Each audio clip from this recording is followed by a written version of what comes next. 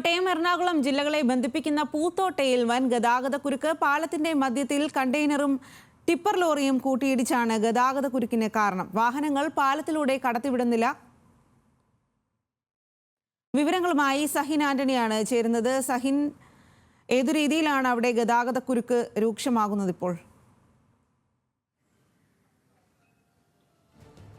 സ്വാതി, എറണാകുളം ജില്ലയെയും കോട്ടയം ജില്ലയെയും തമ്മിൽ ബന്ധിപ്പിക്കുന്ന ഒരിടമാണ് പൂത്തോട്ട. അവിടെ ഒരു പാലമുണ്ട്. ഈ പാലത്തിൻ്റെ മധ്യത്തിലാണ് ഇപ്പോൾ കണ്ടെയ്നർ ലോറിയും ഒപ്പം തന്നെ ടിപ്പർ ലോറിയും കൂട്ടിയിടിച്ച് വലിയ ഗതാഗതക്കുരുക്ക് രൂപപ്പെട്ടിരിക്കുന്നത്.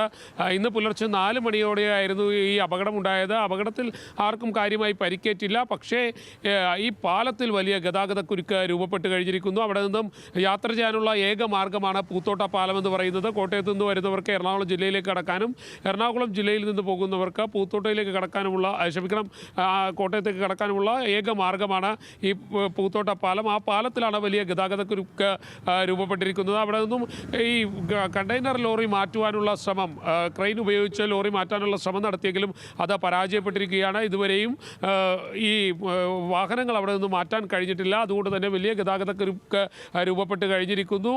2 വീലറുകൾ മാത്രമാണ് ഈ ഘട്ടത്തിൽ കടത്തിവിടുന്നത്. എന്തായാലും ജനങ്ങളുടെ ഒരു വലിയ പ്രതിഷേധവും അവിടെ ഉണ്ടായിട്ടുണ്ട്. സ്വാതി.